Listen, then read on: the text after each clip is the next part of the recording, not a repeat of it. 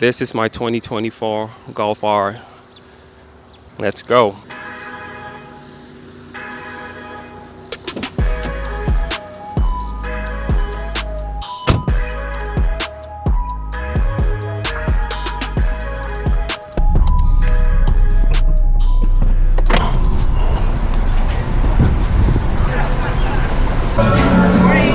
Good morning, how are you? Good. All right, thank you.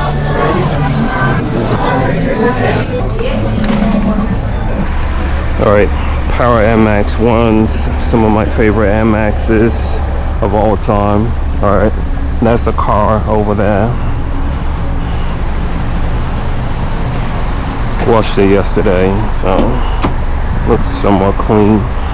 So what I'll actually be talking about in this video include why I bought this car, my use cases for this car, what I like about the car, what I dislike about the car, what it cost me to repair, maintain, and modify this vehicle.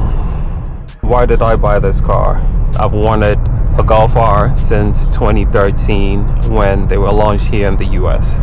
Back in 2013, when the Mark V R32 was phased out and the first generations of the Mark VI Golf R, the first turbo 2-liter Golf R, was introduced here in the United States. At the time, I had a Mark V GTI, 2009 Mark V GTI. I loved that car, and that was what sparked my interest in the Golf R. So I wanted specifically a blue Mark VI Golf R.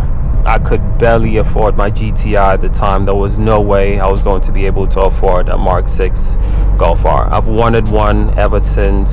I still want one. If I can find a nice clean one today with decent miles on it, I probably will buy it. So that's probably my main reason for buying this car. Also, I found out that 2024 was the last year in which you could get a manual Golf R, so I decided to jump at it. I bought this car in March of 2025. Possibly this is the last internal combustion engine Golf R with a manual transmission. I know there were markets out there in the world where the manual transmission was never offered, not even on the Mark 8. So I think across the board there are no 8.5 Golf Rs with a manual transmission, or GTIs either. So my use cases for this car: I work from home, I don't have a commute, I don't drag race, I don't street race, I don't go to the track, drift, I don't do autocross, I don't do nothing. This car is basically to get me from point A to point B. I run errands, I do school runs, go to kids' activities. So yeah, basically I do just regular stuff in this car. I went to pick up the Nintendo Switch 2 on release date in this car. My family and I took a short trip on July 4th weekend up into the mountains to watch a fireworks show, a July 4th fireworks show. So yeah, that's pretty much it. Interior differences between the DSG cars and the manual cars: pedal shifters missing because we don't need those in a manual transmission car, and the layout here is slightly different. I think the shape of the start stop button is different. The e-brake or the parking brake button might be the same, but the layout is slightly different. I think they all stacked up like pretty close to each other, and the button is either like a square or rectangle. On the DSG cars, they all stacked off to the left, and there's a storage space right here to the right. Oh yeah, there's one more. Manual cars don't have automatic start stop, so I hate those systems, and I'm so thankful that the manual car does not have them. So in the DSG cars, there's a third temperature indicator, and that shows the temperature of the transmission, which is missing in the manual cars. I cannot seem to think of any other differences. Things I like about this car: I like the styling of the car, the overall styling. I know a lot of people or some people don't like the styling on the Mk8s. I love it. I love the color on this car as well. Two additional things I really like about this car are, one, the headlights on this car. So before this car, I had a 2020 C8 Audi S6. That car is not in the same class as this car, and it had very good headlights. The headlights on this car are about the same as far as the output goes. They are about the same as the headlights on that car. So the 2020 C8 Audi S6. I'm really impressed with that. And the reason why I point out this fact is because before the S6, I had a 2017, so 8.5V or 8V.5 Audi A3, which had terrible headlights. So with this car being about in the same class, or being an MQB car as well, being about in the same class as that car, granted that car was a base model car, so it was a premium, not a premium plus or prestige.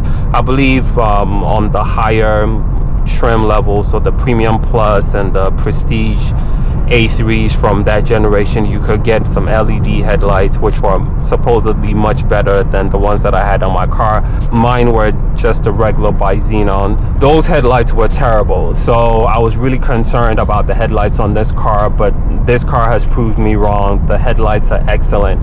I understand that there are some matrix headlight features which are coded out for the US market as well, which I can go online, pay some additional money and get coded back in as well, but I don't plan on doing that because I'm happy with the headlight output as is.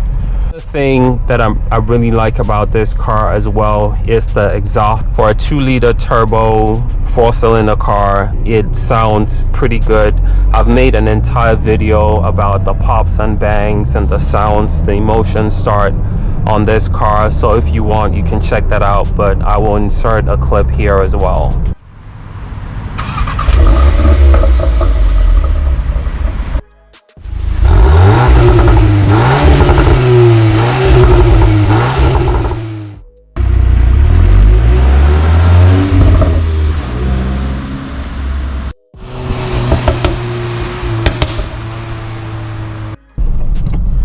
Yeah, I like the fact that this car has a heads-up display.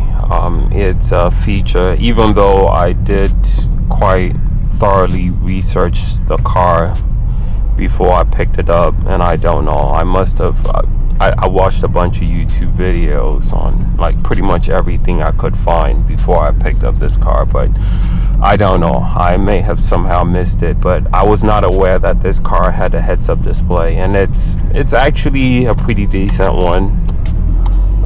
It displays your current speed as well as the current speed limit. If there are multiple speed limits, like variable speed limits, like in a school zone where it's 35 miles per hour at a certain time and 25 miles per hour at a certain time, it'll display both at the same time. It will also display turn-by-turn instructions from the inbuilt navigation system or from Apple Maps. So it was definitely a pleasant surprise finding out that this car came with a heads-up display.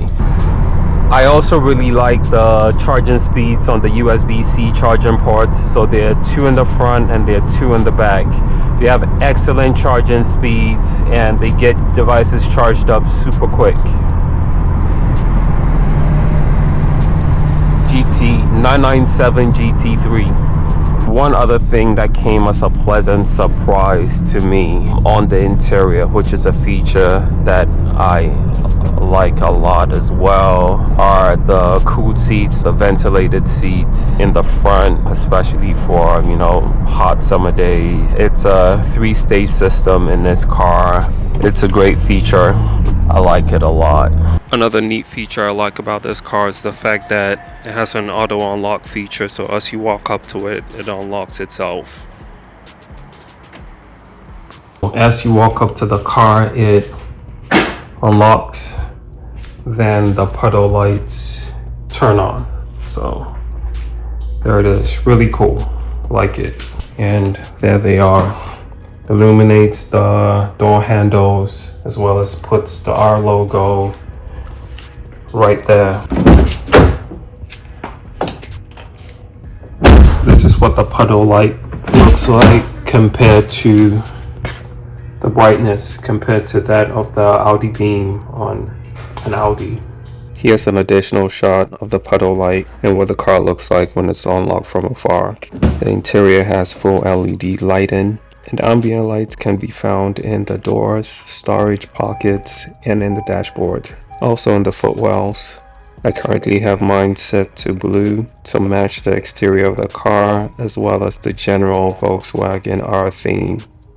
It allows you to select any color of your choice and apply it to any zone within the car. Any color selected for the upper zone of the car will be applied to the dashboard as well. I've had ambient lights in other cars, but I've never had the ability to customize the colors. The ambient lights are really cool and I like it a lot.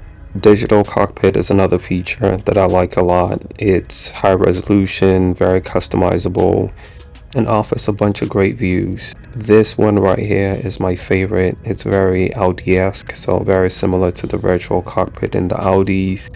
It's only slightly smaller, and the maps don't have as much detail as the Audis.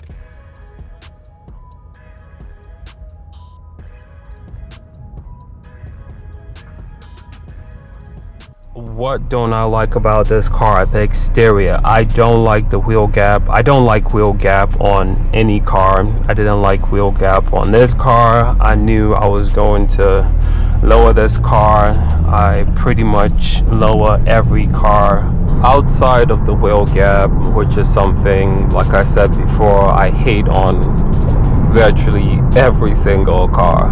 The thing that I hated most that is specific to this car and quite a few modern cars is the light bar on the front of the car. I just could not stand it. The wheel gap on this car bothered me a lot, and the light bar bothered me a lot as well. I absolutely despise the light bar in this car. I just don't like light bars in general. The light bar typically will turn on along with the headlights, and I coded it out. So now when my headlights are on, my light bar stays off. I didn't like the wheels. I did not like the style on the wheels. I didn't like the offset of the wheels. Yeah, so the wheel style and offset were not to my liking, so they had to go. How long the cold start takes. All right, here goes.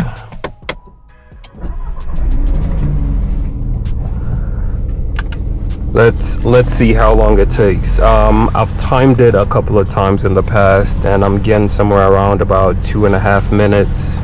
So let's see how long it takes this time. When I start my car, I like the revs to settle down before I move the car. That's something I like to do. I like everything to calibrate, settle down before I start to drive the car. One reason why this is of particular concern to me is because this is a manual car. If you attempt to drive it, let's say if I disregard all that and I decide to drive the car while it's idling at around, what is it, like 1300 RPMs, feels like rev hang, where as you start to take off, the car moves quicker. Then it's like you're applying more gas than you actually intend to. So it makes a lot more sense, given the fact that, one, I like everything to settle down before I move the car, and two, it impacts the the drivability of the car, at least for me. So here we are. Took 2 minutes this time. So just for comparison, let's do a cold start on this 2019 Audi Q8.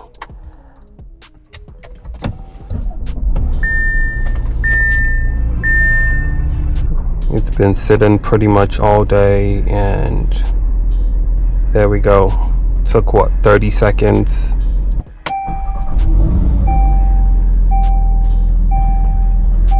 Alright, temperature is 171 degrees Fahrenheit. The car has been sitting for about, I don't know, 45 minutes now, an hour, something like that. Let's see how long it takes. 1 minute 40 seconds, 41 seconds, something like that. This transmission is not very good. At least not in my opinion. So taking off in this car is very clunky. So shifting between first, second, third in this car is always jerky. There was a clutch delay valve in this car. I had that removed. Clutch pedal travel was excessive in my opinion and made it extremely difficult to find the bite point. So I ended up buying a clutch stop to reduce the travel of the clutch pedal. So I have a short shift kit in this car as well. So basically all the mod recommendations for the manual transmission I do have in this car. Short shift kit, clutch stop, clutch delay valve removed, and it's still a very clunky experience. Yeah, taking off smoothly in this car is always challenging. You either have to be extremely gentle with it or you have to be extremely aggressive. There's no middle ground, there's no in between. Either releasing the clutch pedal extremely slowly or just dumping it.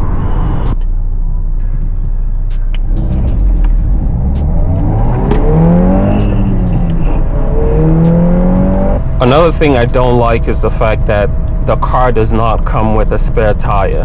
It has the space in the trunk right around the subwoofer to be able to fit the spare tire, but it does not come with it. So it's something else that you have to buy if it's something that you want, and it's something that I want. So I think when I checked it was about $400, $500. I'm not sure exactly how much it was, but extra costs. So things I don't like about the interior. I don't like the piano black. So piano black is primarily used on the gear surround area and on the dash, so infotainment and the dash display surround. I don't care for those pieces.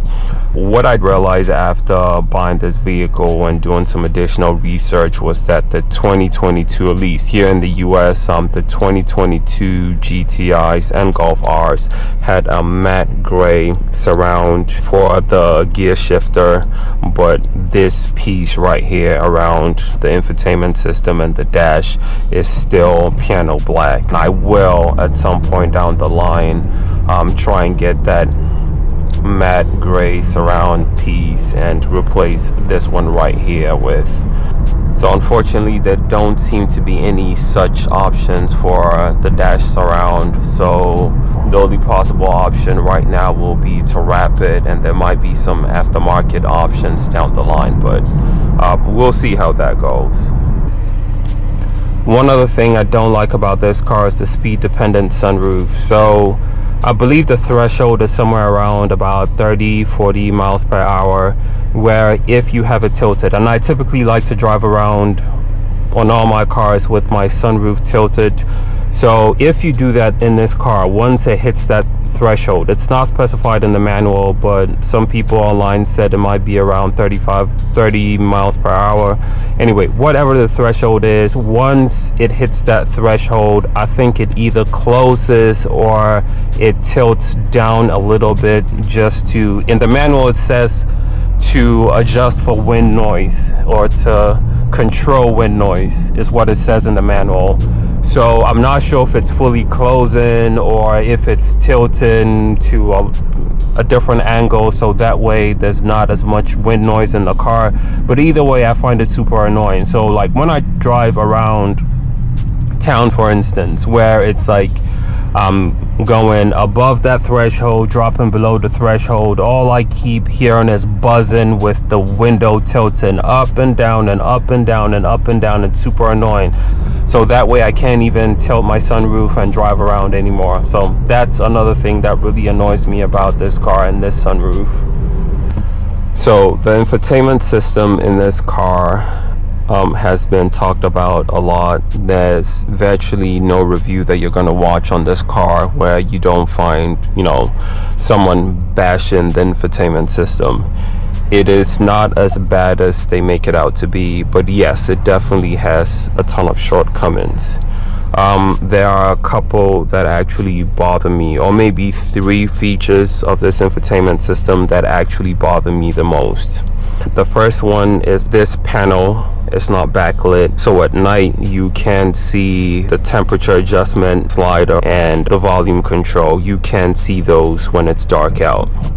Another thing is to adjust the fan speed, you need to hit the climate control button to come into the infotainment system screen for climate control, and this is the only spot in which you can adjust the fan speed. If I designed this system, I would have replaced the volume control buttons here with the fan speed, so that way you can basically control the entire climate control system from up top on this panel. I understand that this volume slider here is for the front seat passenger. They could have like fit both of them there, you know, just made the volume slider a little bit smaller and fit in the fan speed right next to it as well. That could have been easily possible as well. There's absolutely no need for a volume slider that wide. I mean, it could have been half the size, then the other half could have been the fan speed as well. So pretty similar to my complaints about the climate control. To adjust the mode, you again have to go into the mode menu in here where you actually select what mode you want to be in. But that's not too much of a problem. The actual main issue here is the car does not remember which mode you are in. I would just wish that the car will start up in, you know, the last mode that the car was turned off in. So just basically remember whatever mode the car was last in and just start up in that exact same mode. So CarPlay has been spotty in this car, but every other car that I've had CarPlay in has been spotty as well. So initially I used to use wired connection. There were several times I had connection issues. It might not connect from jump, or it might disconnect at some point during use. So I've since switched over to wireless CarPlay. It's been much better as far as the connectivity issues. But when you hit bumps in the road, there's like a slight break in the music if you're listening to music. Another thing also on the interior is there's some wear on the left side bolster on the seat. I have some serious concerns about that. Currently the car only has like 16,000 miles on it and close to 17,000 miles, and it has that type of wear between, you know, the perforations in the seat. I have a strong feeling it's going to rip through the perforations and it's going to be super messy. Another thing is the position. I know other people have complained about the design of the cup holders. I don't really mind. It's flimsy, yes, but all in all, it works. The issue that I have with the cup holders is the position of the cup holders. So it's right here, and if you have, you know, any size cup, it doesn't even have to be an oversized cup, even the shortest of cups, it sort of gets in the way of you shifting since this is a manual transmission car. So I wish somehow they had interchanged the cup holder with the placement of the storage and the charging area for the phone. I wish they had interchanged that to where the cup holders was actually back here. And I know that will impact storing cups, especially the taller cups as well. But yeah, I wish the cup holders were not here in the manual transmission cars. Cost of maintenance. So as soon as I picked up this car, I took it in for an oil change. This was somewhere between 12 and 13,000 miles. Oil changes cost about $110, so it's $35 in labor and $75 in parts. I typically do my oil changes every 5,000 miles.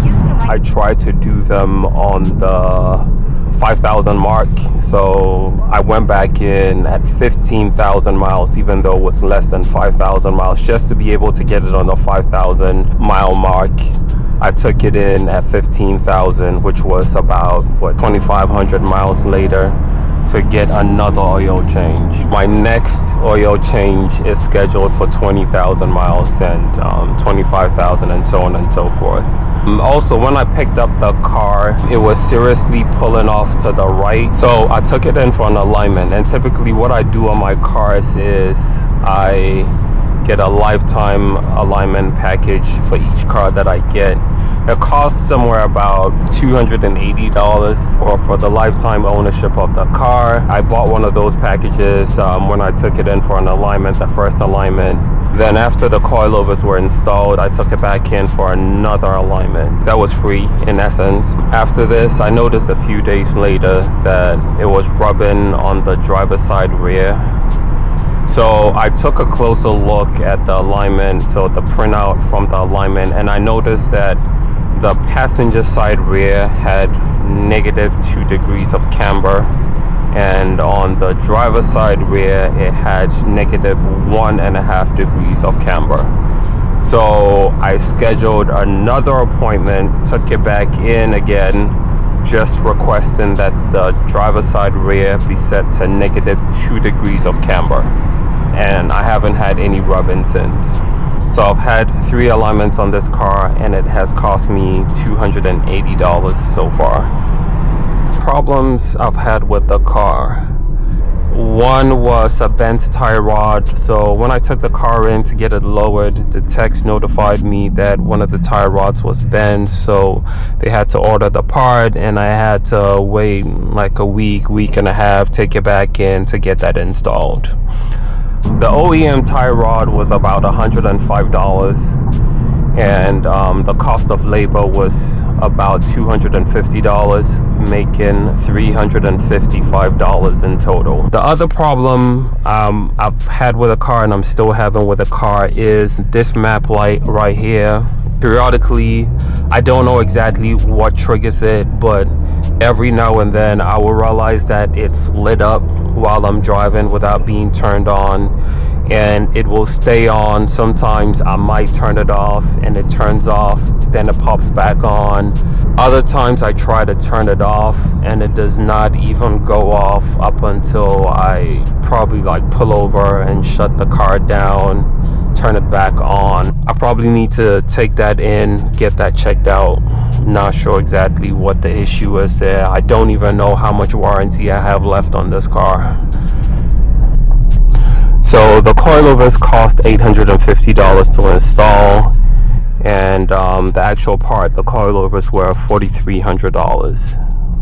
So the short shift kit was $220 for the part and about $250 for installation, making a total of $470. The clutch delay valve delete cost me $350 in labor and $13 for parts, which was just the brake fluid. In my opinion, the cost of labor for that particular job was excessive. The clutch stop cost $16 on Etsy, and I installed it myself. Code the light bar out, I had to, so I have a dongle which I basically use for all my coding and diagnostics, but I had to get a subscription plan for, I believe it was $60, to be able to have the ability to long code. The car is currently sitting on a set of Audi Q3 S-Line wheels, so the first gen Audi Q3 S-Line wheels is what I currently have on the car. It cost me $265 to switch the tires over from the stock wheels to this current set of wheels. Future mods on this car. I need to tweak the height of the coilovers, fine tune it, just get it just right. I've made a few adjustments to it, but I still feel like it's not quite perfect yet, so I will work on it from time to time until I get it just right, just exactly how I want it to sit. Another future mod will be to add more power to this car.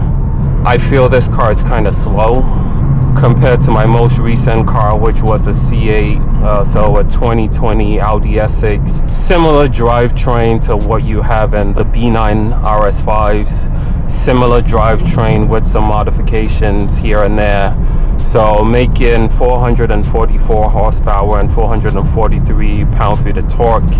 So coming from that back to this car, it feels kind of slow again with the clunky manual transmission. So definitely add some more power to this car. Most likely go to stage 2 levels of power, which will put me somewhere around 470 horsepower at the crank with about 430 pound-feet of torque. This will involve me buying an intercooler, front mount intercooler, a catted downpipe, and an intake, as well as the tune. So I'll provide some updates on that in my next video. Currently I'm fishbowling. I don't have tints on this car. I actually took it in at some point to get it tinted. In my state, legal tint is 35% all around. I took it in to get legal tint put on, but then I was quoted $300 to get legal tint all around, so that's the 4 windows plus the hatch. But after I took the car in on the day of the appointment, they had called me and said because of these 2 little 8-pillar windows, they were going to charge an additional $140 if I wanted those 2 windows tinted as well. This is because they need to pull the panels on the inside to be able to access those tiny little windows to be able to apply the tint film, because they cannot get their hands in there otherwise. According to the internet, some people get those windows tinted, some people don't. So as the tint shop told me, and some people online confirmed this as well, that even when they do pull the panels, it's very difficult for them to do a clean job on those windows. So I had the option of tinting the 4 windows plus the hatch for $300 and ignoring those 2 windows. Apparently there's some decals that I can apply to those windows, or just leave it as is, or put some stickers there, or whatever I wanted to do with those windows. But I decided not to proceed with the tint. I wanted to give it some thought. So I'm still doing that, and at some point I'll probably go back in to get the 4 windows and the hatch tinted and probably disregard those 2 windows. A power lift gate or a power hatch, however you want to call it, would have been great on this car as well. So on a almost $50,000 MSRP car, I believe a power lift gate would have been in order, so that would have been great. Another thing is there's no home link, no garage opener, no inbuilt garage opener in this car. There is, again, it's an option, so you can actually buy the part.